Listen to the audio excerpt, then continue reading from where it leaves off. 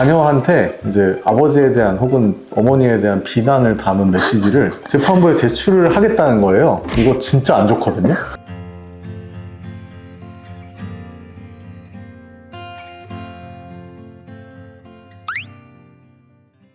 안녕하세요. 법률사무소봄의 대표 변호사 정현주. 법률사무소봄 대표 변호사 이완수입니다. 이번 시간에는 이제 이혼 소송 중에 절대 하면 안 되는 행동이라는 주제를 가지고 얘기를 해보려고 하는데요. 네. 저희들이 이제 많이 봤죠. 네. 예, 어떤 것들이 있을까요? 일단 제일 첫 번째로는 이제 재산을 빼돌리는 행위를 볼 수가 있는데요. 그렇죠. 그게 왜 그러냐면 의미가 없습니다. 그렇죠? 네. 이혼 소송 중에 재산을 다른 사람 명의로 바꿔도 우리가 혼인 파탄시 기준으로 재산을 설정하거든요. 네, 그렇죠. 그리고 이제 부동산 같은 경우에는 가압류 가처분을 먼저 걸고 하는데 가압류 가처분을 안 했다고 하더라도 그거를 갑자기 팔아버린다든지 네. 아니면은 뭐 재산을 갑자기 제3자 명의로 돌리고 있다. 뭐 이런 것들을 해봤자 어차피 저희가 혼인 그 파탄시 기준으로 보통은 소재기 시점입니다. 그렇죠. 네. 그 소재기 시점으로 저희가 재산 조회를 어차피 다 해요. 그래서 그거에 있는 재산이 지금 있는 걸로 간주하고 저희가 기여도에 따라서 청구하기 때문에 재산을 빼돌리는 행동은 할 필요도 없고 해서도 안 된다. 인상만 안 좋아진다. 이렇게 말씀드릴 수 있을 그렇죠. 것 같고요. 네. 또 이제 많이 있는 경우 중에서 이제 면접 교섭을 방해하는 행위가 있습니다. 네, 자녀가 있는 경우. 네. 그러니까 우리가 이혼 소송이 들어가게 되면은 이제 양육비에 대한 사전 처분을 하고 이제 이혼 소송이 언제 끝날지 모르니까 애를 키우는 비용이 들어가잖아요. 그렇죠. 그래서 지금 현재 임시 양육자에게 양육비를 지급하라는 사전 처분을 하고 대신에 이제 면접 교섭을 할 수 있게끔 해드리는데 그러면 안 되겠지만 아이한테 계속 상대방 배우자의 비난을 계속해요.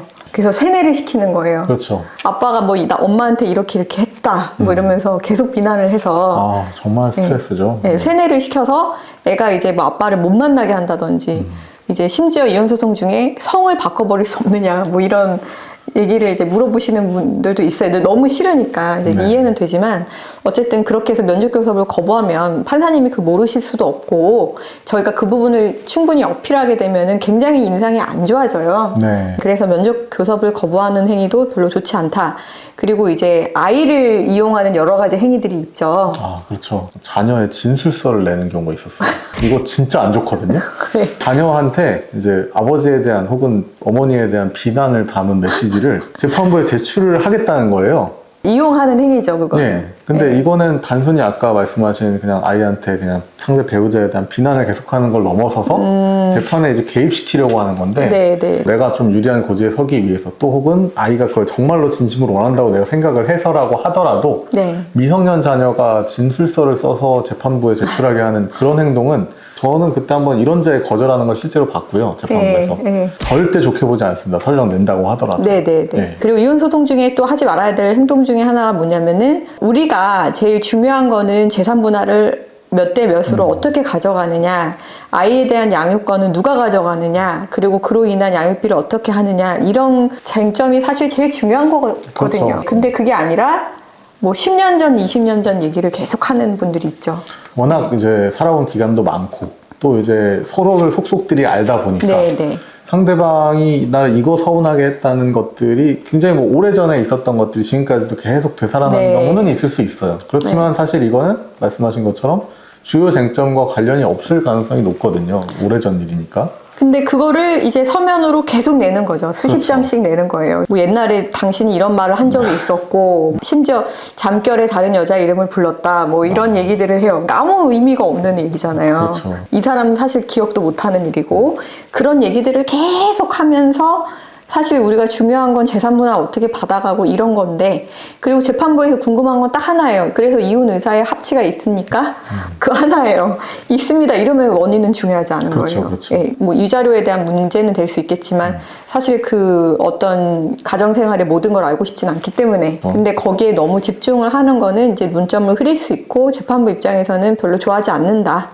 마지막으로 보통 이혼 소송 중에 재판장님께서 뭔가 요청을 하시는 경우가 있어요. 예를 들면 다음 기일은 조정을 해보는 게 어떻겠느냐. 그리고 조정을 한다면 당사자가 직접 나와라. 뭐 이런 경우도 있고 제가 옛날에 진행했던 사례 중에는 남편의 서류 가방을 가지고 갔대요. 근데 연락이 끊겼다는 거예요. 근데 이 남편 서류 가방 안에 엄청 중요한 것들이 있었대.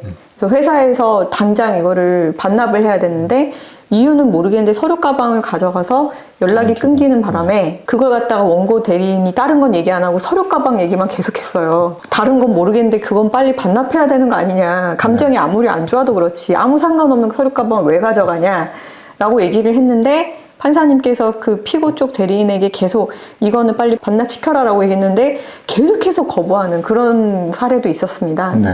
사실 상식적으로 이해가 안 되죠. 그렇죠. 네. 이런 식의 행위를 했고 재판장님이 이렇게 해라 했는데 여기에 대해서 계속 비협조적으로 나오거나 무시를 하면 당연히 인상이 좋지 않겠죠. 그래서 이런 경우를 좀 예를 들어 보았습니다. 이렇게 사실 뭐 저희도 여러 가지 사건들을 하면서 네. 사실 이런 것들을 뭐 보거나 겪은 적들이 있잖아요. 네. 그래서 실제 사례들이 자꾸 떠오르는데 네. 예, 절대 이런 행동은 재판 중에 하시면 안 되겠습니다.